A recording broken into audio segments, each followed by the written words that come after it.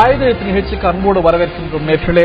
சென்ற வாரம் ஹைதராபாத் மத்திய பல்கலைக்கழக மாணவர் ரோஹித் வேமுலா உடைய மரணம் தேசம் முழுவதும் ஒரு பெரிய தாக்கத்தை ஏற்படுத்தியது. அரசியல் சூறாவளியும் சேர்த்தே ஏற்படுத்தியது. ஒரு மிகப்பெரிய அதிர்வலைகளை ஏற்படுத்தியது. அது இன்னும் ஓயாத நிலையில் தமிழ்நாட்டில் இன்னொரு அதிர்ச்சிகரமான சம்பவம் நடந்திருக்கிறது. 3 மாணவிகள் தமிழ்நாட்டின் விழுப்புரம் மாவட்டத்தில் கள்ளக்குறிச்சிக்கு அருகே பங்காரம் அப்படிங்கிற இடத்துல இயங்கி வரக்கூடிய தனியார் மருத்துவக் கல்லூரியைச் சேர்ந்த 3 மாணவிகள் மர்மமான முறையில் இறந்திருக்கக்கூடிய சம்பவம் தான் பல கேள்விகளை எழுப்பியிருக்கிறது.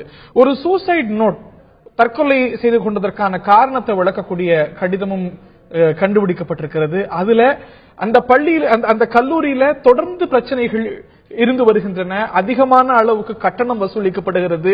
எந்த வகையிலும் உள்கட்டமைப்பு வசதிகள் இல்லை. மிகப்பெரிய பிரச்சனைகளை மாணவர்கள் தொடர்ந்து சந்தித்து வருகின்றோம். தொடர்ந்து போராட்டங்கள் நடத்தினாலும் கூட அதற்கு பயனில்லை. ரெசிப்ட் ஒன்று கொடுக்கறாங்க, ஆனா லட்சக்கணக்கில் ஃபீஸ் வாங்குறாங்க.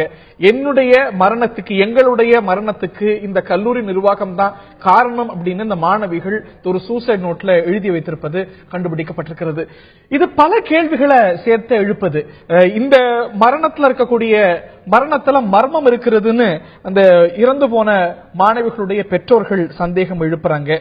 இந்த மாணவிகளுடைய உடல்ல காயம் இருக்கிறது ஆகிய காரணத்தினால இதுல நிச்சயமா பல்வேறு சந்தேகங்கள் எழுகின்றன அப்படிங்கிறது உங்களுடைய பெற்றோர் எழுப்பக்கூடிய குற்றச்சாட்டு. ஆகையினால சென்னையில உடற்கூறாய்வு நடைபெறணும் அப்படின்னு கோரிக்கையெல்லாம் வைக்கப்படுற சமயத்துல தான் அங்கேயே நடந்து முடிஞ்சாச்சு. இது பல கேள்விகளை எழுப்புது.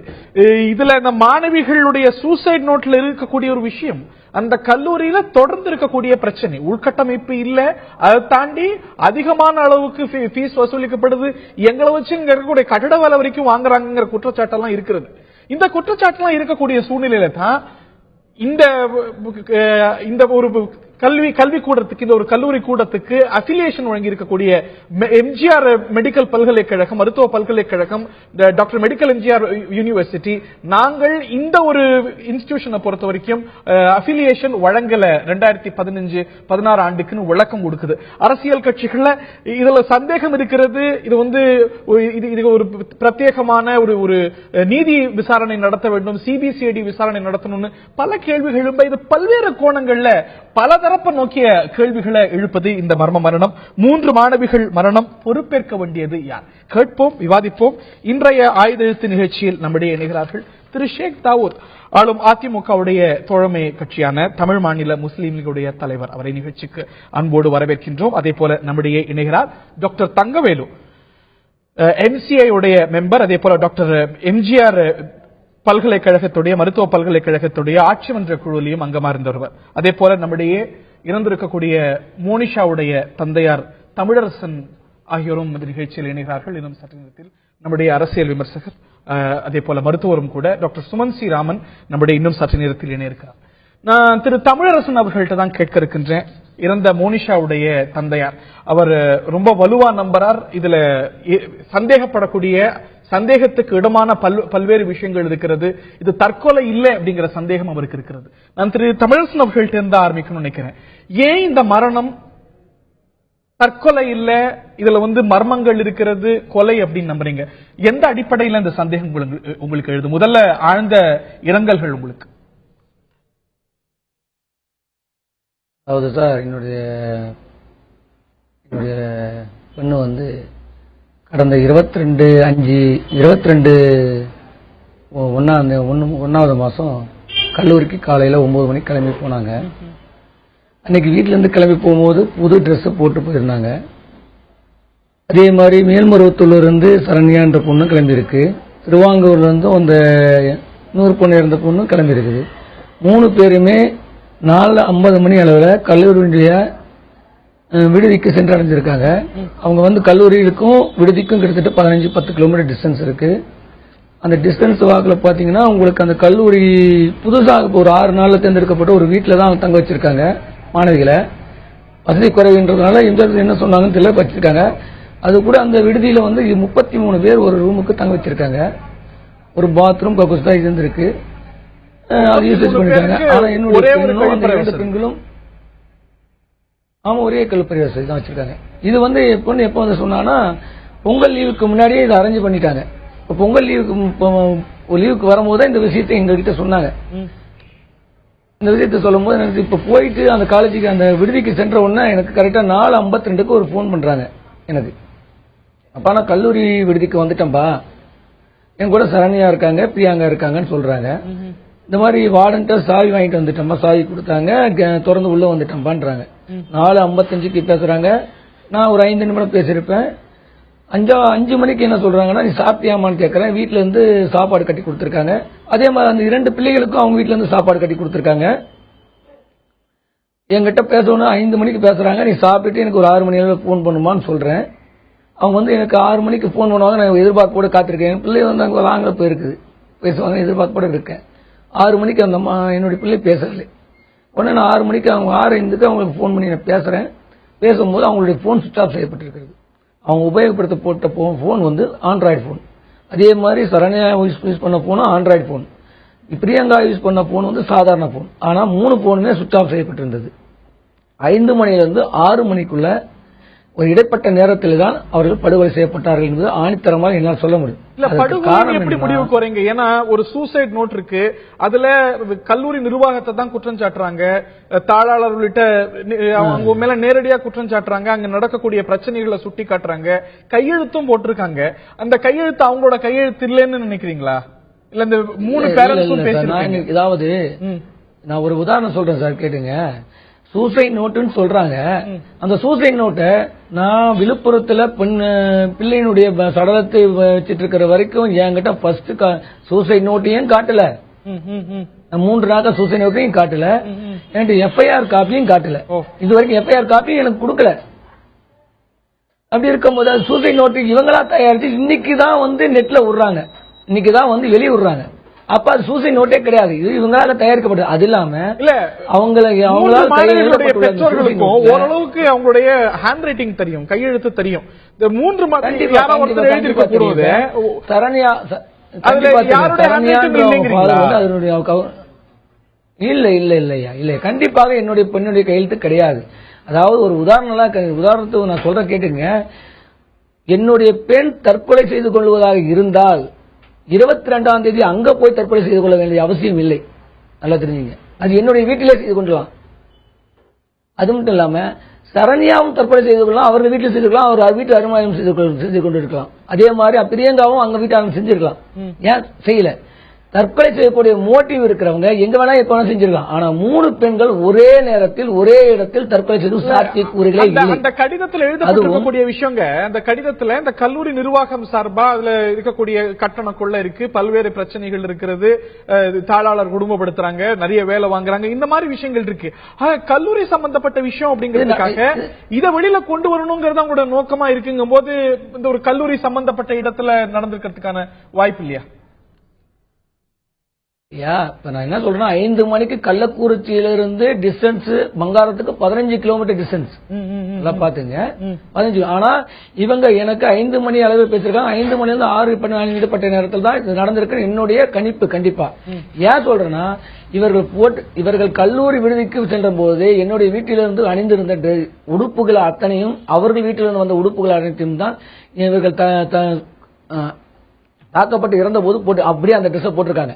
இவர்கள் காலையில் கல்லூரிக்கு சென்றிருந்தால் உடை மாட்டியிருப்பார்கள், குளித்திருப்பார்கள். இதில் இந்த ஒரு உதாரணத்தையே வைத்துக் கொள்ளுங்கள். இந்த 1 மணி நேரத்தில் தான் அழித்துக் கொள்ளப்பட்டு இரவோடு இரவாக கிணற்றில் தூக்கி போடப்பட்டுள்ளார்கள்.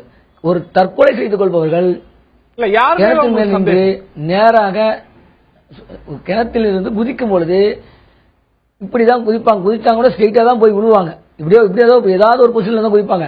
இவங்க எல்லாருமே படுக்க வச்ச நிலைமையில தானே தூக்குறாங்க. அதை பாத்தீங்களா? தூக்கும் போது கயிறு கட்டி தூக்கும் போது பிளாட்டா எல்லாம் தூக்குறாங்க. 2 பேர் தூக்கி கொண்டு போய் கிணத்துல தூக்கி போட்ட மாதிரி தானே போட்டிருக்காங்க. ஒரு தற்கொலை இல்ல, இது வந்து படுகொலை அப்படின்னு நம்புறீங்க? யார் மேல சந்தேகம்? ஏன்னா அந்த சூசைட் நோட்ல மிக தெளிவா அந்த நிர்வாகம் மேல குற்றச்சாட்டு இருக்கு. யார் மேல உங்களுக்கு? கல்லூரி நிர்வாகத்தின் மேல் தான். ஏன்னா இவங்க வந்து சூசைட் கல்லூரி நிர்வாகத்தாலையும் கல்லூரி நிர்வாகத்தினால் வைக்கப்பட்டுள்ள அடியாட்களாலும் கண்டிப்பா செய்யப்பட்டு இருக்கலாம். இல்ல கல்லூரி நிர்வாகத்து மேல உங்களுக்கு சந்தேகம் அப்படின்னா இல்ல கல்லூரி நிர்வாகத்து மேல உங்களுக்கு சந்தேகம் அப்படின்னா அது இந்த சூசைட் நோட்டும் தயாரிக்கப்பட்டது அவங்களுடைய சூசைட் நோட் இல்ல அப்படிங்கிறீங்க.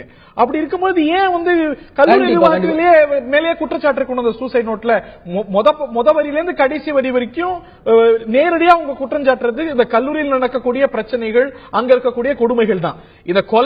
இது கொலை என்றால் இந்த கொலைக்கு காரணம் கல்லூரி நிர்வாகம் அப்படின்னா அந்த சூசைட் நோட்ல ஏன் கல்லூரி நிர்வாகம் பிரச்சனைக்குள்ளாகணும், ஏன் அவங்க மேல குற்றச்சாட்டு வைக்கப்படணும், இவ்வளவு அதிகமான குற்றச்சாட்டுகள்? இது வந்து நடந்திருக்கக்கூடிய சூசைட் நோட்டுன்றது எனக்கு இது வரைக்கும் அதாவது சூசைட் நோட்டுன்றது எனக்கு கடைசி வரைக்கும் காட்டப்படவில்லை. இது இப்பொழுதுதான் வருது வெளியே. சூசைட் நோட்டுன்றது இப்பொழுதுதான் வருது. இது பத்தி இதுவரைக்கும் எனக்கு ஹைகோர்ட்ல இன்னைக்கு ரிட் பெட்டிஷன் போடுற வரைக்கும் அந்த சூசைட் நோட்டை பத்தி எதுவுமே தெரியாது. ரைட். நான் திரு ஷேக் தாவூத் அவர்கள்ட்ட கேட்க வரும்போது, திரு தமிழரசன் மோனிஷாவுடைய தந்தையார் என்னுடைய மகளுடைய உடலை சென்னையில உடற்கூறாய்வு செய்யணும் அப்படின்னு கேட்கிறார். அவருக்கு பல சந்தேகங்கள் எழுது. ரொம்ப நியாயமான கோரிக்கையா பலருக்கு படுவது, ஏன் ஏற்கக்கூடிய விஷயமா மாவட்ட நிர்வாகத்துக்கும் அரசுக்கும் படல? உடனடியா அவருடைய ஒப்புதல் இல்லாம ஏன் அந்த மாவட்டத்திலே நடக்கும்? அதாவது இப்ப அந்த உடல்கூறு ஆய்வுங்கிறது நீங்க சென்னையில பண்றதும் அந்த மாவட்டத்துல பண்றதும் ஒண்ணுதான். பெரிய அதுல என்ன, அதாவது அங்க பண்ணாலும் டாக்டர்ஸ் தான் பண்ண போறாங்க, சென்னையில பண்ணாலும் டாக்டர்ஸ் தான். அப்படி இருக்கும்பொழுது சம்பந்தப்பட்ட உறவினர்கள் கேட்டு செய்வதுதான் வாடிக்கையான நடைமுறை. அவர் கோரிக்கை வைக்கிறாரு, இந்த கோரிக்கை ஏற்கிறதுல என்ன பிரச்சனை? அங்க இருக்கிற அந்த மாவட்ட விழுப்புரமும் சென்னையும் வெகு தொலைவில் இல்ல. அதாவது மாவட்ட நிர்வாகம், மாவட்டத்தினுடைய ஆட்சியாளர்கள், அவங்களுக்கு அங்கே ஏற்பட்டிருக்கிற அந்த சந்தேகங்கள், அவங்களுக்கு ஏற்பட்ட அந்த நிலைகள் ஏன் இப்படி நடந்திருக்குங்கிறத அவங்க தெரியறதுக்கு முதற்கட்ட விசாரணையில அவங்களுக்கு என்ன அதுல கிடைச்சிருக்கு, அதுக்கு தகுந்தாலும் அந்த உடல் கூறு ஆய்வு என்ன இருக்கோ அதை பண்ணுவோம் அப்படிங்கறத அவங்க பண்ணிருப்பாங்க. அதாவது பெற்றோரோட அனுமதி பெறணும், அவங்களோட இசைவு பெறணும், அது பண்ணிருக்காங்க. அதாவது அதுல ஒப்புதல் இவர் மத்திரம் தான் அதுல ஒப்புதல் கொடுக்கல, மற்ற 2 பேரும் ஒப்புதல் கொடுத்திருக்காங்க. அப்ப அதனால அவங்க என்ன பண்ணிருப்பாங்க அப்படின்னு தெரிஞ்சுக்கலாம். கண்டிப்பா கண்டிப்பா கண்டிப்பா அது கண்டிப்பாக யாரா இருந்தாலும் அது பண்ணணும். பட் அவங்க என்ன நினைச்சிருப்பாங்க அப்படின்னா அதை தெரிஞ்சுக்கலாம் அப்படிங்கறதுக்காக அதை பண்ணிருப்பாங்க. இப்ப நீதிமன்றமும் என்ன பண்ணிருக்கு, உங்களுக்கு 27ஆம் தேதிக்கு அறிக்கையை சமர்ப்பிக்க இவர் கேட்டிருக்காரு நீதிமன்றத்துல. அது நீதிமன்றம் அறிக்கையை சமர்ப்பிக்க சொல்லியிருக்காங்க. அறிக்கையை சமர்ப்பிக்கிற வரைக்கும் அதை பாதுகாப்பா வச்சிருக்க சொல்றாங்க, உடலை பாதுகாப்பா வச்சிருக்க சொல்றாங்க. அப்படி அந்த அறிக்கையில வந்து அந்த மாதிரி பிரச்சனைகள் இருக்குன்னா திரும்ப சந்தேகத்தை மறு ஆய்வு பண்ணலாமே. அதுல என்ன இருக்கு? அவங்க வந்து இல்ல கேட்பது ரொம்ப ஒரு எளிமையான ஒரு விஷயம். நீங்க கன்னியாகுமரியில இருந்து சென்னையும் இல்ல இல்ல அதாவது இதுல சந்தேகிக்கிறதுக்கு, அரசு சந்தேகிக்கிறதுக்கு இல்ல ஆட்சியாளர்களை சந்தேகிக்கிறது என்ன இருக்கு இருக்கும்போது அந்த ஒரு டிமாண்ட். அதனால இது வந்து அவங்க என்ன நினைச்சிருப்பாங்க அப்படின்னா ஆராய்ச்சி அந்த அங்க ஆய்வு கூறு பண்ணலாம் அப்படிங்கறதுல அவங்க ஏதாவது முதல் கட்டமா நம்ம தெரிஞ்சுக்குவோம் என்ன இருக்குன்னு 2 பேரும் ஓகே பண்ணிருக்காங்க, அதனால தெரிஞ்சுக்குவோங்கிறதுக்காக பண்ணிருப்பாங்க. அதுல எனக்கு என்னவோ தவறு இருக்கிற மாதிரி எனக்கு தெரியல. அப்படியே இருந்தாலும் இங்க அந்த அதை வந்து இவங்க கோர்ட் மூலமாக இப்ப சொல்லப்பட்டிருக்கு. 27ஆம் தேதி அது வந்ததுக்கு அப்புறம் அதுல சரியில்லை அப்படின்னு சொன்னா பழையபடி சென்னையில அது ஆராய்வு பண்ணி உடல் ஆராய்வு பண்ணிக்கலாமே. திரு தமிழரசன், உங்களுக்கு இதுல கருத்து இருக்கிறதா? இதுல எதுவும் தவறு இல்ல, உடனடியா டீகம்போஸ் ஆகக்கூடிய சூழ்நிலையில நாங்க செய்யணும் அப்படிங்கிற சொல்றாங்க.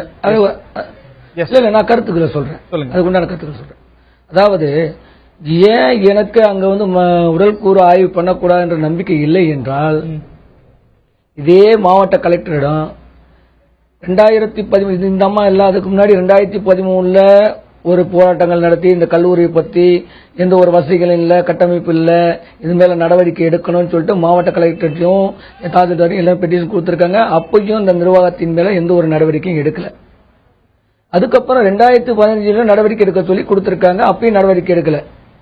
2016வது வருஷம் இதே இந்த ஆண்டுல 2015 10வது மாசம் ஒரு பெட்டிஷன் கொடுத்திருக்காங்க. அப்போ வந்து ஒரு 7-9 பெண்கள் வந்து சூசைட் அட்டம் பண்ணிருக்காங்க. இதே இந்த அம்மா இருக்கும் போதே சூசைட், இந்த கலெக்டர் மேடம் இருக்கும் போது சூசைட் அட்டம் பண்ணிருக்காங்க. சூசைட் அட்டம் பண்ணும்போது விஷம் குடிச்சு தற்கொலைக்கு முயற்சி பண்ணிருக்காங்க. இதே விழுப்புரம் மெடிக்கல் காலேஜ் தான் அட்மிஷன் செய்யப்பட்டிருக்காங்க. ஆனா அந்த அம்மா அன்னைக்கே இந்த கல்லூரி மேல நடவடிக்கை எடுத்திருந்தால் இன்னைக்கு வந்து என்னுடைய பொண்ணுடைய உயிர் போயிருக்காது. ஏன்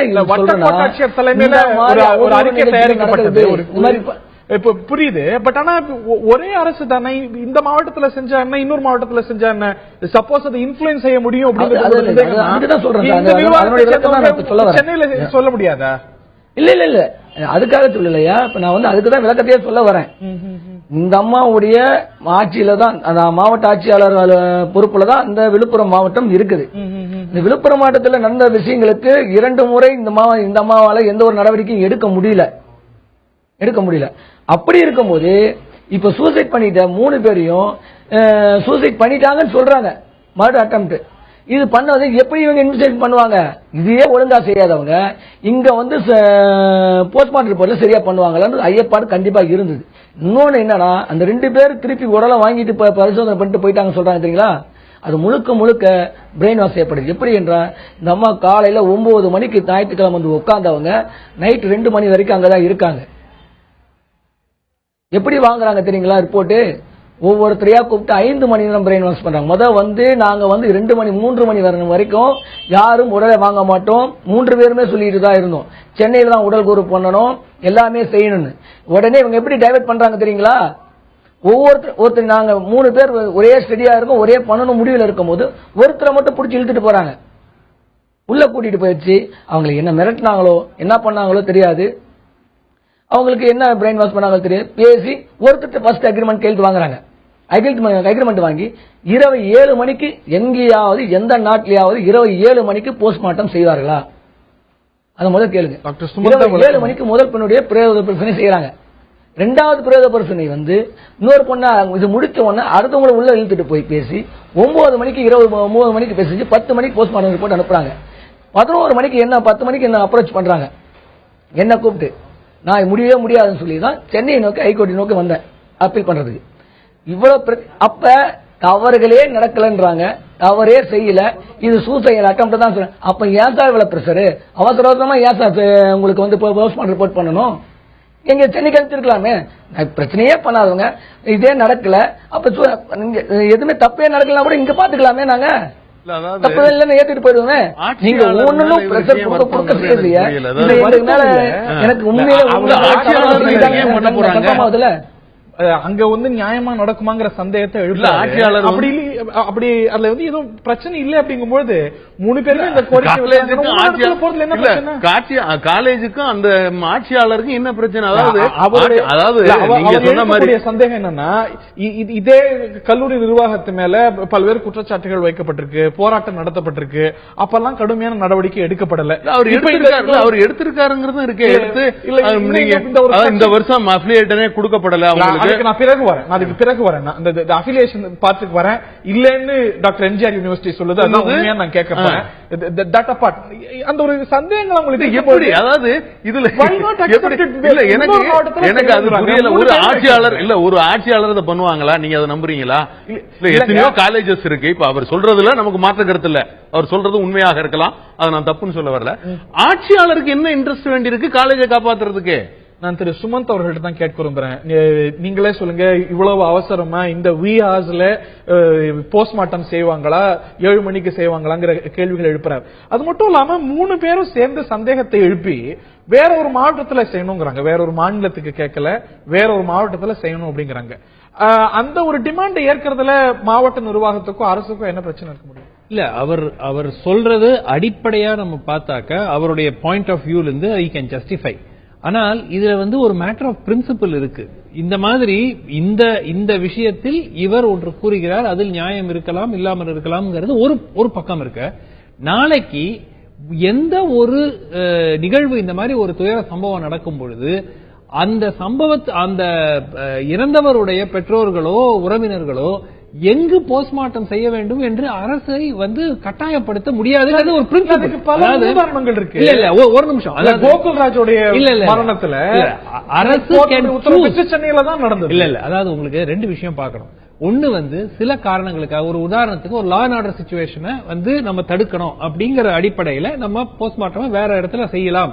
ஏன்னா வந்து அங்க பப்ளிக் ரொம்ப கிரௌட் வரும், நல்ல ப்ராப்ளம் இருக்கும், சட்ட ஒழுங்கு மெயின்டைன் பண்றது பிரச்சனையா இருக்குங்கிறதுனால அரசு விருப்பப்பட்டால் வேற இடத்துல போஸ்ட்மார்ட்டம் செய்யறதுக்கான உரிமை இருக்கிறது. ஆனால் இந்த மாதிரி ஒரு சூழல்ல இப்ப வந்து நம்ம இந்த கேஸ்ல ரொம்ப சென்சிட்டிவான கேஸ், அதுவும் இவர் சொல்றதுல வந்து ஏற்கனவே கம்ப்ளைண்ட் கொடுத்திருக்கோம், நடவடிக்கை எல்லாமே இன்னொரு இடத்துல செய்யறோம் அப்படிங்கிறாங்க. வலுக்கட்டாயமா பெற்றோருடைய சம்பந்தம் இல்லாம அந்த இடத்துல செய்யும் பொழுது சந்தேகங்கள் தெளிவாக தீருதா இல்லாட்டி வலுப்பெறுதா? இல்ல நீங்க அதாவது ஃபர்ஸ்ட் ஒன்னு ஞாபகம் வச்சுங்க, postmortem can be repeated. First of all அது வந்து போஸ்ட்மார்ட்டம் ஒரு முறை தான் செய்யப்பட வேண்டும் என்று there is no rule like that. இன்னொரு வாட்டி போஸ்ட்மார்ட்டம் ரீபோஸ்ட்மார்ட்டம் பண்றதுக்கான இல்ல காம்ப்ளிகேட் இல்ல. அதாவது நீங்க you have to look at it from the principal perspective. அதாவது you cannot, அதாவது போஸ்ட்மார்ட்டம் என்பது cannot be decided எங்கு செய்ய வேண்டும் என்பது cannot be decided by the relatives of the patient of the deceased. ஆனா ரிலேட்டிவ்ஸ் சம்மதம் கொடுக்காம அவசரமா போஸ்ட்மார்ட்டம் கொடுக்கிறது எனக்கு ஆக்சுவலா 7 மணிக்கு செஞ்சாங்களா நைட் 9 மணிக்கு செஞ்சாங்க அந்த டீடைல்ஸ் எனக்கு தெரியல. அவர் இல்ல, எனக்கு தெரியல. மோனிஷாவுடைய தந்தையார் அந்த இடத்துல இல்ல, அவரோட சம்மதம் இல்லாம அந்த போஸ்ட்மார்ட்டத்தை வலுக்கட்டாயமா செய்வது அப்படிங்கிறது ஒரு செய்ய வேண்டிய இது போன்ற நிலையில எடுக்க வேண்டிய நடவடிக்கை இல்ல. அதாவது see there are two things. ஒன்னு வந்து ஒரு விசாரணை நடத்த வேண்டியது அரசனுடைய பொறுப்பு. இப்போ இந்த மாதிரி ஒரு துயர சம்பவம் நடக்கும் பொழுது அதுல ஒரு விசாரணை நடத்தணும். விசாரணை நடத்த வேண்டியது வந்து this is technically it's a criminal case. So the criminal caseல it's not like a civil case. Civil caseனா கொஞ்ச நாள் தாமதமானா கூட ஒன்றும் பெருசா ஒன்றும் ஆக போறது இல்லை. ஆனா கிரிமினல் கேஸ்ல அரசுக்கும் ஒரு கடமை இருக்கிறது. இப்ப இது செய்யலன்னு வச்சுக்கோங்க, போஸ்ட்மார்ட்டம் கூட போலீஸ் சரியாக செய்யவில்லை, அடுத்த நாள் வரும், அதாவது காவல்துறை வந்து அதிகாரிகளிட்ட கொடுத்து போஸ்ட்மார்ட்டம் கூட செய்யலன்னு ஒரு ரிப்போர்ட் வரும். சோ அதுவும் தப்பு, உடனே வந்து இதுல என்ன ஒரு காரணம் இருக்கு. இது வந்து என்ன பொறுத்த வரைக்கும் இது வந்து ஒரு எஜுகேஷனல் இன்ஸ்டிடியூஷன்ல கட்டமைப்பு வசதிகள் இல்லாமல் இருப்பதுங்கிறது இந்த காலேஜ்ல மட்டும் இல்ல, இந்தியால பாத்தீங்கன்னா தமிழ்நாட்டுல பாத்தீங்கன்னா பல காலேஜ்ல இந்த நிலைமை இருக்கிறது. டாக்டர் எம்ஜிஆர் மருத்துவ பல்கலைக்கழகத்தின் சார்பாக ஒரு விளக்கம் அளிக்கப்பட்டிருக்கிறது. அதாவது இந்த சர்ச்சைக்குரிய கல்லூரிக்கு அஃபிலியேஷன் அங்கீகாரம் ரத்து செய்யப்பட்டிருக்கிறது, இல்லை அதை மீறிதான் நடந்திருக்கிறது அப்படிங்கிற ஒரு வாதம் வைக்கப்பட்டிருக்கிறது. அது குறித்த பல கேள்விகள் எழுகின்றன. நான் டாக்டர் தங்கவேல் அவர்கள்ட்ட தான் கேட்க விரும்புறேன். ஆனா அதற்கு முன்பாக வித் யுவர் பெர்மிஷன் சார், நான் திரு ஷேக் தாவூத் அவர்கள்ட்ட சில கேள்விகளை before that I have to ask. திரு ஷேக் தாவூத், இது டாக்டர் எம்ஜிஆர் மெடிக்கல் யூனிவர்சிட்டி ஒரு மாநில பல்கலைக்கழகம். இந்த கல்லூரிக்கு, இந்த சர்ச்சைக்குரிய கல்லூரிக்கு அஃபிலியேஷன் இல்லை அப்படின்னு டாக்டர் எம்ஜிஆர் மெடிக்கல் யூனிவர்சிட்டியுடைய துணைவேந்தர் வைஸ் சான்சலர் கொடுத்திருக்கிறார். ஆனா இந்த மாணவிகள் படிச்ச கோர்ஸுக்கு அஃபிலியேஷன் இருக்கு அப்படின்னு தானே கண்கூடா தெரியும். இல்லைன்னு தான் சொல்லியிருக்காங்க. அது அவங்க இன்னுமே சொல்றாங்க, வெப்சைட்ல எல்லாம் அதை போட்டிருக்கோம். அது தெரியாம தான் இவங்க போய் அதுல ஜாயின் பண்ணிருக்காங்க. ரெண்டாவது அஃபிலியேஷன் இல்லைங்கிறது தெரிஞ்சு நாங்க ஒரு குழு போட்டு என்கொயரி பண்ணிட்டு இருக்கிறோம். இந்த மாணவிகள் படிச்ச கோர்ஸுக்கு அஃபிலியேஷன் இல்ல. இன்னைக்கும் யார் வேணுமாலும் போலாம். அவங்க வந்து வெப்சைட்ல போட்டதா சொல்றாங்க. இன்னைக்கும் டாக்டர் எம்ஜிஆர் மெடிக்கல் யூனிவர்சிட்டியுடைய வெப்சைட்ல போய் பார்த்தா இவங்க படிச்ச கோர்ஸ் வந்து யோகா அண்ட் நேச்சுரோபதி. நீங்க நல்லா தெளிவா தெரியும், நேர்களுக்கும் நான் காட்ட விரும்புறேன். உங்கள்கிட்ட I want to give you a copy. இதுல பார்த்தா இந்த கல்லூரி குறிப்பிட்டு 50 சீட் ஒதுக்கி எந்தெந்த காலேஜ் அஃபிலியேட்டட் அப்படின்னு இருக்கு. அதுல இந்த கல்லூரியும் ஒன்று. எத்தனாவது 327வது காலேஜா அது இருக்கு. SVS medical college of yoga and naturopathy and research institute, Salem main road, Bangaram, Kallakurichi. நீங்களும் போய் பார்க்கலாம். இதற்கு அஃபிலியேஷன் இருப்பதா தான் டாக்டர் எம்ஜிஆர் மெடிக்கல் யூனிவர்சிட்டியுடைய வெப்சைட்ல மிக தெளிவா, எந்த வெப்சைட்ல இல்லன்னு நீங்க சொல்றீங்க? அவங்க கீதாலட்சுமி அவங்க வைஸ் சான்சலர் அதை வந்து சொல்றாங்களே இல்லை அப்படிங்கும் போது, அதாவது அதிகாரப்பூர்வமான அறிவிப்பை தானே நம்ம ஏத்துக்க முடியும். அதிகாரப்பூர்வமான அறிவிப்பு, அதாவது நம்ம எப்படி நினைக்கலாம் அப்படின்னா, சம்டைம்ஸ் அவங்க எடுக்காம கூட விட்டுருப்பாங்க. ஏன்னா அதிகாரப்பூர்வமான அறிவிப்பு வந்திருக்கு. என்னன்னு வந்திருக்கு அப்படின்னா, இந்த கல்லூரி SVS medical college of homoeopathy and research, இதற்கு அஃபிலியேஷன் இல்லை அப்படின்னு. இந்த மாணவிகள் படிப்பது SVS காலேஜ் ஆஃப் ஹோமியோபதி அல்ல, SVS college of yoga and naturopathy. அதற்கு இன்னும் அஃபிலியேஷன் இருப்பதாகத்தான் ஆவணங்கள் இருக்கிறது. இன்னும் சொல்ல போனா அந்த பல்கலைக்கழகத்துடைய ரெஜிஸ்ட்ரார் 22/9/2015 அன்று principal secretary commissioner of Indian medicine and homoeopathy Arumbakkam சென்னைக்கு எழுதியிருக்கக்கூடிய கடிதத்தில் கூட இந்த கல்லூரிக்கு, அதுவும் இந்த மாணவிகள் படிச்ச அந்த ஒரு கோர்ஸுக்கு சீட் அலோகேஷன் பத்தி, இதற்கு வந்து கோர்ஸ் நடத்துறதுக்கான அனுமதி பற்றிய கடிதம் எழுதுகிறார். It is with me. நீங்களும் பார்க்கலாம். இது வந்து அந்த அஃபிலியேஷன் கேன்சல் ஆன லெட்டர். அது வந்து ஹோமியோபதி கோர்ஸுக்கு இந்த மாணவிகள் படிக்கக்கூடிய யோகா அண்ட் நேச்சுரோதெரபி கோர்சஸ்க்கு அல்ல. இது இந்த ஒரு கோர்ஸுக்கு யோகா நேச்சுரோபதிக்கு மொத்தமாவே 5 காலேஜுக்கு அனுமதி இருக்கிறது. Government college 1, private college 4. இதுல 5வது காலேஜா SVS மெடிக்கல் காலேஜ் இன் யோகா இருக்கு. இதுவும் பல்கலைக்கழகத்தோட வெப்சைட்ல யார் வேண்டுமானாலும் பார்க்கலாம். இல்ல அது ரைட், நீங்க சொல்றது கரெக்டா, அதை நான் ஏத்துக்கிறேன். அதுல ஒண்ணும் இல்ல. அதாவது நமக்கு எப்பவுமே அத்தன்டிகேஷன், அதாவது ப்ரூஃப் சரியாக இருக்குன்னா யார் சொல்லணும்? சம்பந்தப்பட்ட அதிகாரிகள் சொல்றதான் நம்ம ஏற்க முடியும். அதாவது இந்த பேப்பர்கள்ல இருக்கு, இதை நம்ம மறுக்க முடியாது. இதெல்லாம் சைட் பண்ணி தான் சொல்றாங்க. அது ரைட், நீங்க சொல்றத நான் ஒத்துக்கிறேன். பட் அதே நேரத்தில் இன்னைக்கு அவங்க இந்த தற்கொலை நடந்த இந்த காலேஜுக்கு தான் இல்லைங்கிறத அவங்க சொல்றாங்க. இருக்கிறதா ஆவணங்கள் காட்டுது. திரு தங்கவேல் அவர்கள்ட்ட கேட்க விரும்புறேன். ஏன்னா இந்த பல்கலைக்கழகத்திலும் டாக்டர் எம்ஜிஆர் மெடிக்கல் யூனிவர்சிட்டியோட கவர்னிங் கவுன்சில் மெம்பரா வந்திருப்பவர். நான் அவர்கிட்ட கேட்க விரும்புறேன். இது பல கேள்விகள் எழுப்புது. இந்த பல்கலைக்கழகத்துடைய துணைவேந்தர் இதற்கு அஃபிலியேஷன் கிடையாது அப்படிங்கிறார். ஆனா வெப்சைட்லயே போய் ஆவணங்கள் பார்க்கும்போது அஃபிலியேஷன் இருக்கிறது. இது சில மாதங்களுக்கு முன்பாக கடிதம் எழுதப்பட்டு சீட் அலோகேஷன், சீட் மேட்ரிக்ஸ் வரைக்கும் ஒதுக்கப்பட்டதுக்கான விஷயம் இருக்கிறது. ஆனா அஃபிலியேஷன் ரத்தா இருக்கிறது ஹோமியோபதி கோர்ஸுக்கு. You have to clarify sir. I think you are better place. அதாவதுங்க, முதல்ல இந்த 3 சகோதரிகளுக்கு என்னுடைய அந்த குடும்பத்தாருக்கு என்னுடைய ஆழ்ந்த இரங்கலை தெரிவித்துக் கொள்கிறேன். எம்ஜிஆர் யூனிவர்சிட்டி அஃபிலியேஷனை பத்தி நீங்க சொல்றீங்க. அந்த அஃபிலியேஷன் வந்து ஒவ்வொரு வருஷமும் இன்ஸ்பெக்ஷன் நடத்தி சரியா இருக்கான்னு பார்த்து தான் கொடுக்கப்படுகிறது.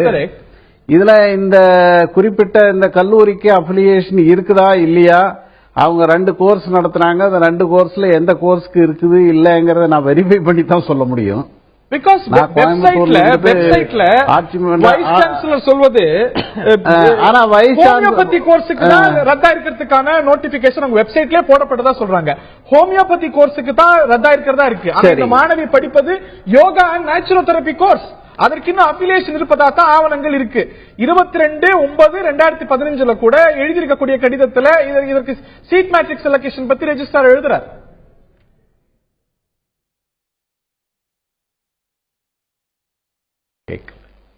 Can you hear me, sir? கேக்குதா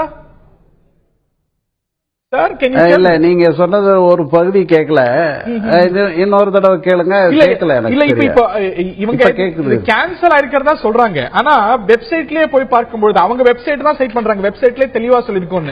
வெப்சைட்ல ஹோமியோபதி கோர்ஸுக்கு தான், BHMS கோர்ஸுக்கு தான் இது ரத்தா இருக்கிறதா சொல்லப்பட்டிருக்கிறது. எங்கேயுமே இந்த கோர்ஸுக்கு இந்த மாணவர்கள் படிச்ச யோகா நேச்சுரோதெரபி இன்ஸ்டிடியூட்டுக்கு அஃபிலியேஷன் ரத்தா இருக்கிறதா இல்ல, இன்னும் சொல்ல போனா 50 சீட் அலோகேட் இருக்கிறதா காட்டு. She is citing the website. அதாவது எனக்கு வெப்சைட்ல இருந்தா அது சரியா இருக்கலாம். அது வந்து நான் அதை மறுக்கல. ஹலோ, வெப்சைட்ல இருந்தா அது சரியா இருக்கலாம், அதை நான் மறுக்கல. பட் அந்த 2 கோர்ஸ் இருக்கு. ஹோமியோபதி காலேஜுக்கு அப்ளிகேஷன் இல்ல, நேச்சுரோபதிக்கு இருக்குன்னு நீங்க சொல்றீங்க. நேச்சுரோபதிக்கு இருக்குன்னு அவங்க வெப்சைட்ல கொடுத்து சீட் மேட்ரிக்ஸ்க்கு லெட்டரும் கொடுத்திருந்தா அந்த அப்ளிகேஷன் இருக்கலாம். அதை பத்தின விவரங்கள் வந்து கரெக்டா சொல்லணும்னா நான் அந்த ஆவணங்களை சரி பார்த்து தான் சொல்ல முடியும். இப்பவே நீங்க கேட்டீங்கன்னா சொல்ல முடியாது இல்லைங்களா? ரத்தாயிரத்தை பத்தி தான் பேசுறாங்க அவங்களும். அப்படி இருக்கும்போது இந்த காலேஜுக்கான அந்த அனுமதி எப்படி, இப்ப அடிப்படை இன்ஃப்ராஸ்ட்ரக்சர் இல்ல, வசதிகள் இல்ல, இது சார்ந்த வழக்குகள் போயிருக்கு. எப்படி தொடர்ந்து இது இந்த போராட்டத்தில் மாணவர்கள் தொடர்ந்து ஈடுபட்டிருக்காங்க. தற்கொலை முயற்சி நடந்திருக்கிறது, எலிபாஷா குடிச்சிருக்கிறாங்க, கலெக்டர் அலுவலகத்தில் போராட்டம் நடந்திருக்கு. அதையும் மீறி இந்த போராட்டம் இந்த பிரச்சனை நடந்துச்சு அப்படின்னா எங்கேயோ தவறு நடந்திருக்கு, எங்கேயோ கவனக்குறைவு அப்படிங்கறத காட்டு. What do you think went wrong? அப்படி இல்லைங்க, அப்படி அல்ல. அதாவது நான் என்ன சொல்றேன் அப்படின்னு சொன்னா, அப்ளிகேஷன்ங்கிறது ஒவ்வொரு வருஷமும் இன்ஸ்பெக்ஷன் டீம் போட்டு இன்ஸ்பெக்ட் பண்ணி எல்லா உட்கட்டமைப்பு வசதிகளும் ஃபேக்கல்டி அதுக்கு வேணுங்கிற எல்லாம் இருந்தா தான் கொடுப்பாங்க. அங்க இருக்கிற 2 கோர்ஸ்ல ஒரு கோர்ஸுக்கு இருந்திருக்கலாம், ஒரு கோர்ஸுக்கு இல்லாம இருக்கலாம். இல்லாம இருக்கிறதுக்கு இல்லைன்னு சொல்லியிருக்காங்க, இருக்கிறதுக்கு கொடுத்திருக்கலாம். அவ்வளவுதான். இதுல இருக்கிற கோர்ஸ் இல்ல பிரச்சனை காட்டி தான் வந்து ஏற்கனவே தற்கொலை முயற்சிகள் நடந்திருக்கிறது. கலெக்டர் ஆபீஸ் முன்னாடி வந்து தீக்குளிக்க முயற்சி செஞ்சிருக்காங்க, எலிபாஷானம் குடிக்க முயற்சி செஞ்சிருக்காங்க, அட்மிட் ஆயிருக்கிறாங்க. அதையும் மீறி நடந்து வந்துட்டு இருக்கு. அதோடைய இன்னொரு விளைவு தான் இந்த மாணவி இந்த 3 மாணவிகள் தற்கொலையும் செஞ்சிட்டு இருக்காங்க. அதுக்கு அவங்க எழுதியிருக்கக்கூடிய இந்த சூசைட் நோட் இருக்கக்கூடிய விஷயம், இங்க இன்ஃப்ராஸ்ட்ரக்சர்ல 6 லட்சம் ரூபாய் ஃபீஸ் வாங்குறாங்க, ரிசீட் கொடுக்க மாட்டேங்கிறாங்க. இதை கவனிக்க வேண்டியது யார்? இதை மேற்பார்வை செய்ய வேண்டியது யார்? இந்த ஒரு பிரச்சனை நீடிக்குது அப்படின்னா சம்திங் ஹஸ் கான் ராங் இல்லையா சார்? இது ஒவ்வொன்றுக்கும் ஒரு கவுன்சில் இருக்கு. நேச்சுரோபதி அதுக்கு வந்து கவுன்சில் கிடையாது. ஆனா மத்திய அரசாங்கம் கவர்மெண்ட் ஆஃப் இந்தியா ஹெல்த் மினிஸ்ட்ரிக்கு அந்த பொறுப்பு இருக்கு, ஆயுஷ் மினிஸ்ட்ரி. அதே மாதிரி தமிழக அரசு ஹெல்த் டிபார்ட்மெண்ட்டுக்கும் அந்த பொறுப்பு இருக்கு, பல்கலைக்கழகத்துக்கும் ஒரு பொறுப்பு இருக்கு. தனிப்பட்ட ஒருத்தருக்கு மட்டும் ஒரு பொறுப்பு இருக்குன்னு சொல்ல முடியாது. Not at all. Academic activities, infrastructure இருக்கா, ஃபேக்கல்டி இருக்கா அப்படின்னு பாக்குற பொறுப்பு வந்து இந்த கோர்ஸ் கண்டக்ட் பண்ற அளவுக்கு எல்லா வசதிகளும் இருக்கான்னு பாக்குறது தான் யூனிவர்சிட்டியினுடைய வேலை. அதை வந்து அவங்க கரெக்டா தான் பண்ணிட்டு இருக்காங்க. இல்லன்னு கேன்சல் பண்ணிருக்காங்களே. இந்த இன்ஃப்ராஸ்ட்ரக்சரல் கோளாறுகள்லாம் நீடிக்குதுங்கிற பிரச்சனை நீடிக்குது. இந்த மாணவி படிச்சு இப்ப பிரச்சனை இருக்குன்னு சொல்லி இறந்திருக்கக்கூடிய yoga naturopathy course. Can I clarify this?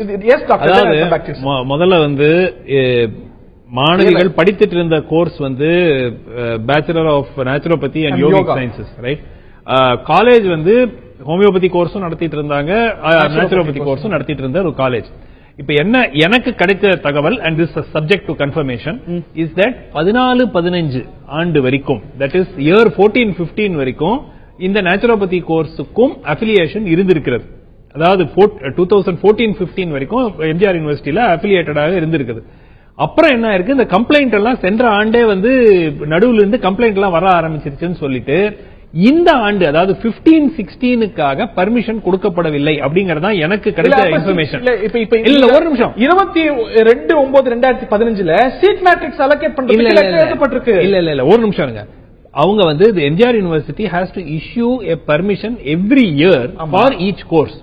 அந்த பர்மிஷன் லெட்டர் இஷ்யூ பண்ணியிருந்தால் அதனுடைய ஒரு copy of that permission letter should be available. That is the proof that permission has been given.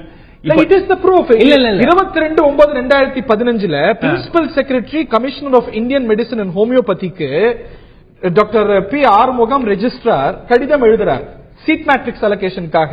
அதுல வந்து சப்ஜெக்ட் டு கண்டிஷன்ஸ் இப்ப பல்வேறு இது குறிப்பிட்டு என்ன கோர்ஸுக்கு எழுதியிருக்காரு.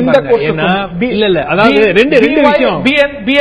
ஹரி அப்புறம் இதுல இன்னொரு சிக்கல் நடந்திருக்கு. எனக்கு தெரிஞ்ச இல்ல ஒரு நிமிஷம், எனக்கு தெரிஞ்ச இன்னொரு நியூஸ் என்னன்னா, இதுல வந்து there has been a court order which has come for the homeopathy. Yes. அது வந்து அவங்க காலேஜ் வந்து கோர்ட்டுக்கு போய் கோர்ட் மூலமாக ஏதோ உத்தரவு வாங்கி அந்த ஹோமியோபதி கேண்டிடேட்டை வந்து இந்த பிப்ரவரி மாசம் எக்ஸாம் எழுத அனுமதிக்கணும் அப்படிங்கிற ஒரு இந்த இதுக்கு அஃபிலியேஷனே இல்லாததுக்கு எப்படி சீட் மேட்ரிக்ஸ் அலோகேஷன்? இல்ல ஒரு நிமிஷம் இருங்க.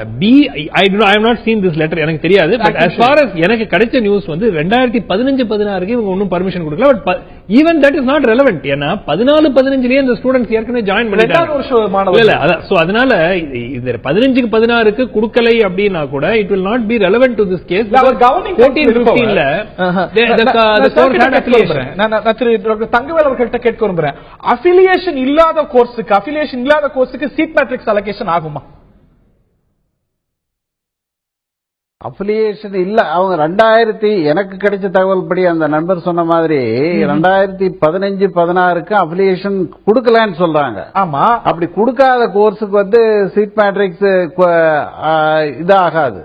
Seat matrix principal secretary commissioner of Indian medicine and ஹோமியோபதிக்கு in references cited based on government of India ministry இதெல்லாம் போட்டுட்டு have granted conditional permission to following colleges for conducting degree courses for the academic year 2015-16. இந்த கல்லூரிக்கும் yoga naturopathy நடத்துறதுக்கு அனுமதி seat matrix அலோகேஷனுக்கு letter போயிருக்கு. இன்னைக்கு அவர் registrar வந்து சொல்றாரு கோர்ட் பெர்மிஷன் வாங்கி சில பேர் இந்த மாதிரி வாங்கிடுறாங்க.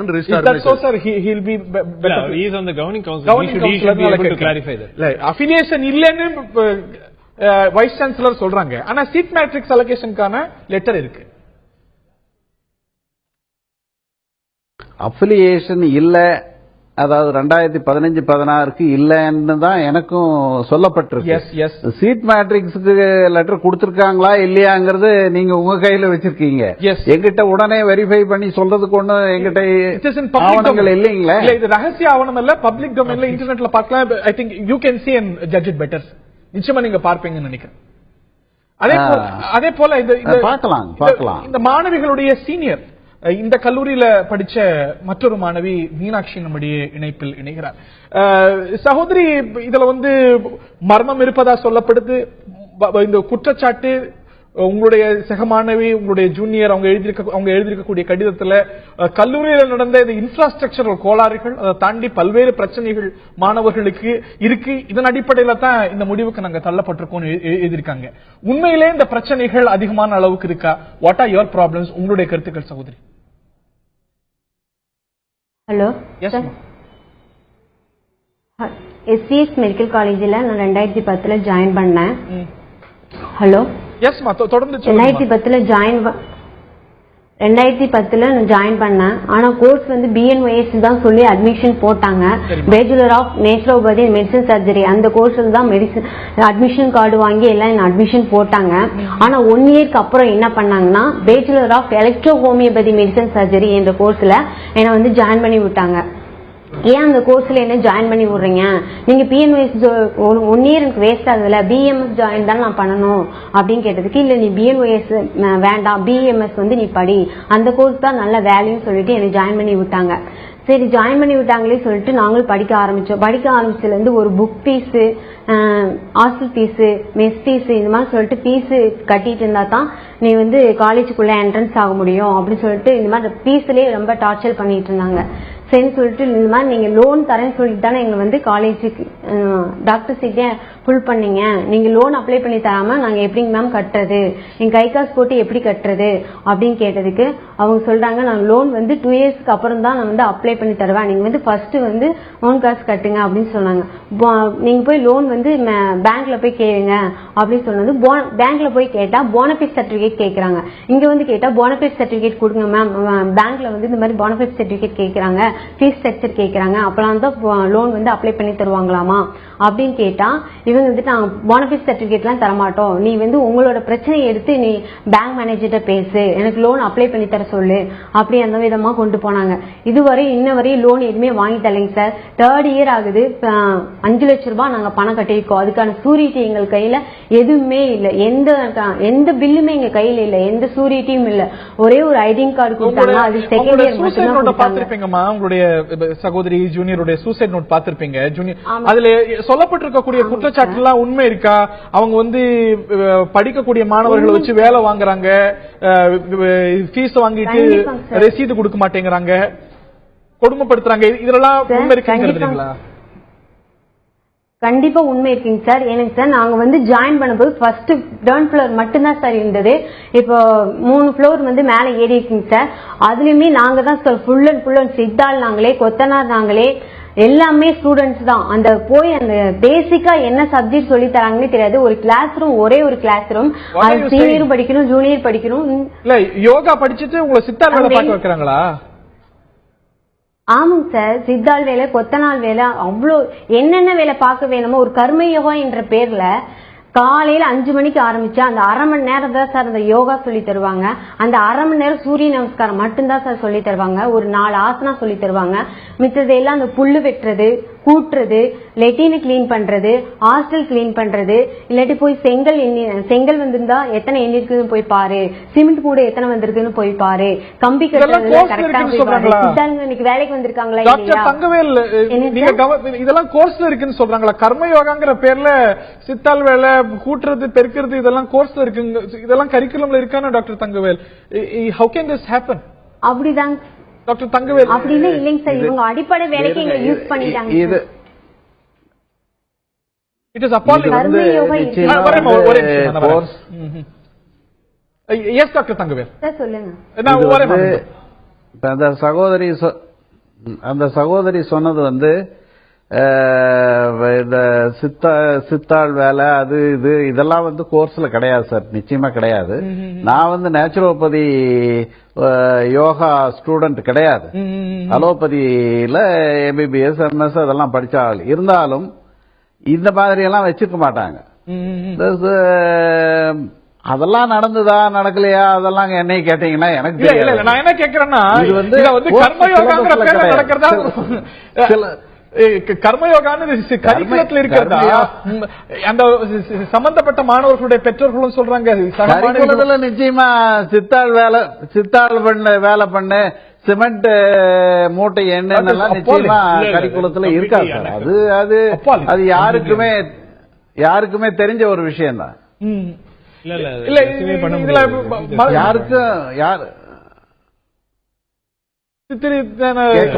மீனாட்சி அவர்கள்ட்ட கேட்கிறேன், இதுல வந்து இந்த மரணத்துல மர்மம் இருக்கிறது, இது வந்து தற்கொலை இல்ல அப்படிங்கிற சந்தேகத்தை பெற்றோர்கள் எழுப்புறாங்க. அந்த மாதிரியான ஒரு சூழ்நிலை இந்த கல்லூரியில இருக்கிறதா கருதுறீங்களா? ஆமாங்க சார், கண்டிப்பா தற்கொலை இல்லைங்க சார், அவங்களா கொலை பண்ணிருக்காங்க சார். எப்படி அப்படி ஒரு முடிவு? நாங்க அதை அனுபவிச்சிருக்கோம் சார். நாங்க 3rd இயர் படிக்கிறோம். ஆனா பேசிக்கா எங்களுக்கு எதுவுமே தெரியாதுங்க சார். ஃபுல் அண்ட் ஃபுல் வேலைதான் சார் செஞ்சவங்க. நாங்க கண்டிப்பா அங்க நாங்க கிணத்துல வந்து பாசம் பிடிச்சு போயிருக்குங்க சார். அவங்க கிணத்துல தண்ணி குடிச்சு தற்கொலை தூக்கி போட்டோன்னு சொன்னாங்களே, அந்த கிணத்துல பாசம் பிடிச்சிருக்குங்க சார். அந்த தண்ணியை சார் நாங்க குளிச்சோம், இறைச்சி குளிச்சோம், எல்லாமே அந்த இதுல சார் நாங்க பண்ணணும். ஆனா பேர் தான் சார் அது மெடிக்கல் காலேஜ். எவ்வளவு சுத்தமா இருக்குமோ அதெல்லாம் இது ஒண்ணுமே இல்லைங்க சார். கிச்சன் ரூம் பாத்தீங்கன்னா ஒண்ணுமே இருக்காதுங்க சார். ஒரே ஒரு ஹாஸ்டல்ல ஒரே ஒரு ரூம், அதுலயும் 36 பேர் ஒரே இடத்துல தங்குவோம். 10 கட்டல்ல தான் இருக்கும். அதுல ஒரு கட்டல்ல 3 பேர் தூங்குவோம், இல்ல 4 பேர் தூங்குவோம். ஒரே ஒரு பாத்ரூம்ல 4 பேர் சேர்ந்து குளிப்போம் சார். ஒரே ஒரு லெட்டின் பாத்ரூம்ல 2 பேர் போக நிற்போம் சார். அந்த மாதிரி ரொம்ப கொடுமைங்களா இருக்குங்க சார். ரொம்ப கொடுமைங்களா அமைச்சிருக்கோம் சார். இது உண்மைனா இப்படிப்பட்ட ஒரு கல்லூரி எப்படி தொடர்ந்து நடத்தப்படுறதுக்கான ஒரு சூழ்நிலை இருந்தது? ஒரு கிராக் டவுன் நடந்து இது மூடப்பட்டிருக்க வேண்டாமா? இது வந்து அரசு நிர்வாகத்துடைய மாவட்ட நிர்வாகத்துடைய கவனத்துக்கு வராமல் இல்லை. போராட்டம் நடந்திருக்கிறது. மாவட்ட ஆட்சியர் அலுவலகத்தில் முற்றுகை பண்ணிருக்கிறாங்க, தீக்குளிப்பு முயற்சி செஞ்சிருக்கிறாங்க, எலி மருந்து சாப்பிட்டு தற்கொலை முயற்சி செஞ்சிருக்காங்க, அனுமதிக்கப்பட்டிருக்காங்க. அதை மீறியும் கோர்ட்ல கேஸ் நடந்திருக்கு. அதை மீறியும் ஒரு 3 மரணம் வரைக்கும் இந்த ஒரு நிலை தொடர்ந்து இருக்கணுமா? ஒரு கிராக் டவுன் நடந்திருக்க வேண்டாமா? எல்லாமே சரியாக இருக்கிறதாக அவங்களுடைய தரப்புல இருந்து சொல்லப்படுது. காலேஜ் நடத்துறவங்களுடைய தரப்புல இருந்து கோர்ட்ல கேஸ்ல எல்லாம் எல்லாமே சரியா. இப்ப சங்கரசுக்கு கூட இந்த கேஸ்ல அட்டன் ஆயிருக்காரு. அவங்க போன வருஷம் இந்த கேஸுக்கு அவரே தான் அட்டன் ஆயிருக்காரு. இந்த ஒரு மாணவி 2010ல சேர்ந்தவங்க. அன்னைக்கே இந்த நிலைமை எப்படின்னா, இன்னைக்கு இந்த மாணவி மரணத்து போதில்ல, அவங்க வந்து இந்த நிலைமை தொடர்ந்து அவங்க 2010ல சேர்ந்தவங்க. ரைட் சகோதரி மீனாட்சி, நீங்க 2010ல சேர்ந்தவங்க தானே? 2010ல சேர்ந்ததுல அந்த நிலைமை இருக்கு அப்படின்னா, இப்படிப்பட்ட ஒரு நிலையில ஒரு கல்லூரிக்கு எப்படி அஃபிலியேஷன் தொடர்ந்து இருக்கு? அப்படியே அஃபிலியேஷன் கேன்சல் பண்ணிருக்குங்கிற வருஷம் எடுத்துப்போமே. கேன்சல் ஆனது 2015-16 ஹோமியோபதி கோர்ஸுக்கு. அது வரைக்கும் எப்படி இது அனுமதிக்கப்பட்டது? அதுதான் உங்களுக்கு சொல்றேன். அதாவது வந்து நிர்வாகத்தினுடைய அந்த கோளாறு வந்து வெளியே வந்து தெரிய வராம இருந்திருக்கலாம். இவ்வளவு காலம் தெரியாம இருந்ததுனால தானே உங்களுக்கு இந்த இவ்வளவு தூரம் அவங்க நடத்தி போயிருக்காங்க.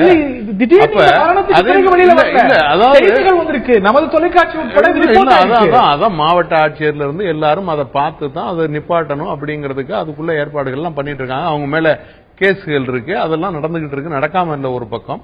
அப்ப இந்த சூழல்ல தான் இந்த மாதிரி ஒரு நிலை வந்து இப்ப சீல் வச்சிருக்காங்க. அப்ப அதுக்கு ஒரு காலகட்டம், எந்த ஒரு வேலையாக இருந்தாலும் அரசுல நீங்க பார்க்கும்போது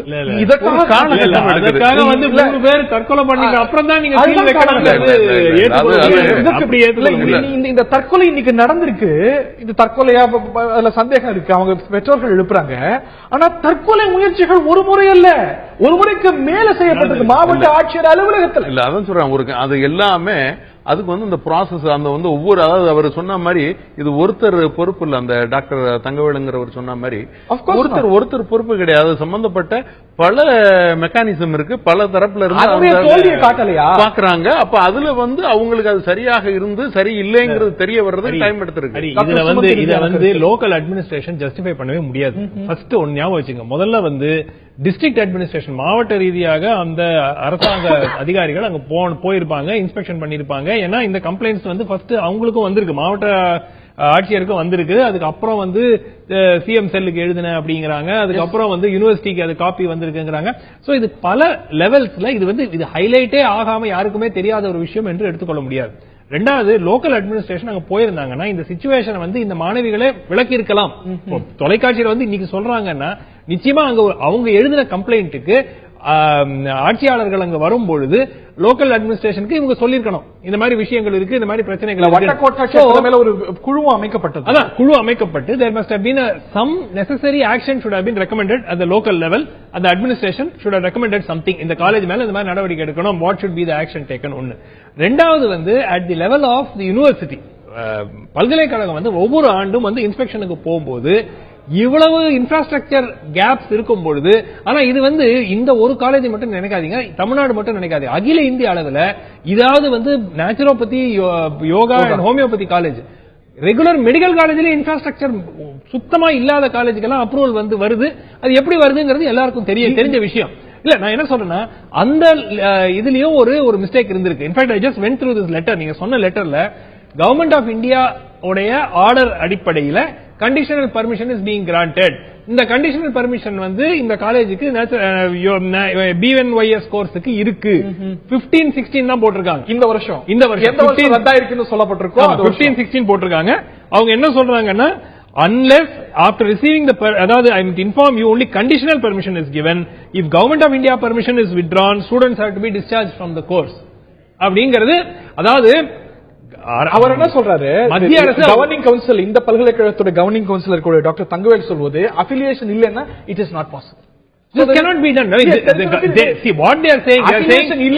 Government of India order கொடுத்துட்டாங்க, அதனால இந்த conditional permission கொடுத்துட்டாங்க, அதனால you please add this college and these courses, these number of seat matrix in the seat matrix ங்கற லெட்டர் தான். டாக்டர் தங்கவேலுடைய இறுதியான கருத்து டாக்டர் சுமன் சொல்வது இது டிப் ஆஃப் தி ஐஸ்பர்க் தான். ஏதோ இந்த ஒரு கல்லூரி இல்ல இந்த ஒரு மாவட்டத்தில் மட்டும் தான் அந்த நிலைமை இல்ல, மெயின் ஸ்ட்ரீம் மெடிக்கல் காலேஜஸ்லயுமே இந்த நிலைமை. நம்மளுடைய மெக்கானிசம் சரியா இருக்காங்கிற ஒரு கேள்வி எழுப்புதுங்கிறார். உங்களுடைய இறுதியான கருத்து டாக்டர் தங்கவேல்? மெக்கானிசம் எல்லாம் சரியா தான் இருக்குங்க சார். அதுல வந்து மருத்துவக் கல்லூரிகளை பொறுத்த வரைக்குமே சுமன் சொல்ற அந்த கருத்துக்களை நான் ஏத்துக்க மாட்டேன். இன்னைக்கு வந்து மெடிக்கல் கல்லூரி தமிழ்நாட்டுல பர்மிஷன் டினை பண்ணாங்கங்கறத பதில் சொல்லுங்க. இல்ல எதுக்கு சார் தமிழ்நாட்டுல இவ்வளவு 3 மருத்துவக் கல்லூரி போன ஆண்டுக்கு முன்னாண்டு பர்மிஷன் டினை ஆச்சு?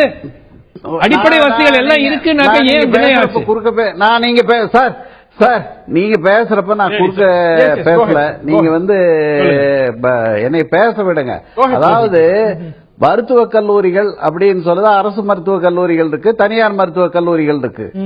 எந்தெந்த மருத்துவக் கல்லூரிகள்ல அடிப்படை வசதிகள், ஃபேக்கல்டி அதெல்லாம் சரியா இல்லையோ அதுக்கெல்லாம் அனுமதி மறுக்கப்பட்டிருக்குது. 1 வருஷம் இல்ல, 2வது வருஷம் 3வது வருஷம் கூட மறுக்கப்பட்டிருக்கு. 4-5 மருத்துவக் கல்லூரிகள் வந்து மெடிக்கல் கவுன்சில மறுக்கப்பட்டிருக்கு. அனுமதிக்கப்பட்ட கல்லூரிகள் எல்லாம் எல்லாமே இருந்தா தான் அனுமதி கொடுக்கப்படுகிறது.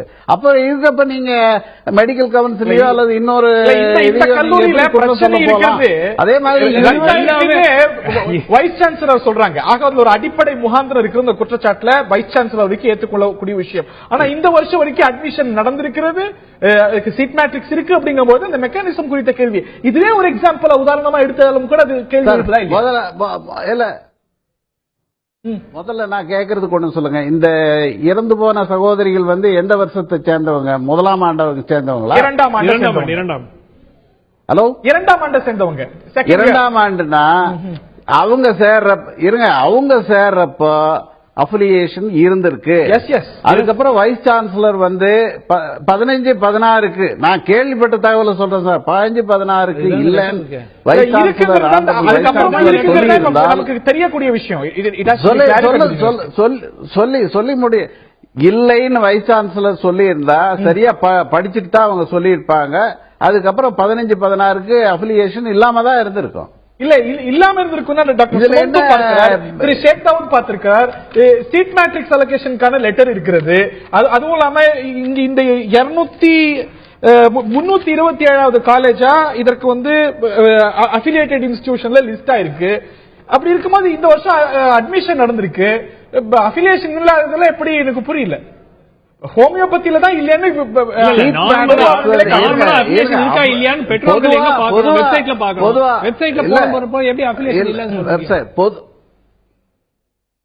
இல்ல பொதுவா வந்து அஃபிலியேஷன் இல்லைன்னா சீட் மேட்ரிக்ஸ்க்கு அனுப்ப மாட்டாங்க. அதுதான் வந்து ப்ரொசீஜர்.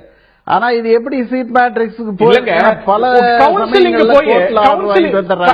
கவுன்சிலிங் போறாங்க, அரசு நடத்தக்கூடிய கவுன்சிலிங்ல போறாங்க. இது காட்டப்படுது அப்படின்னா இது எப்படி தெரியும் உங்களுக்கு? இது காட்டப்படல, அது மீறி சொந்த ரிஸ்க் எடுக்கிறாங்கிறது வேற விஷயம். இது கவுன்சிலிங்ல காட்டப்படும் போது சார், கவுன்சிலிங்ல காட்டப்படும் போது அந்த மாணவிகளையோ மாணவர்களையோ நம்ம குற்றம் சொல்ல முடியாது, அவங்க தப்பு பண்ணிட்டாங்கன்னு சொல்ல முடியாது. அதை நான் ஒப்புக்கிறேன்.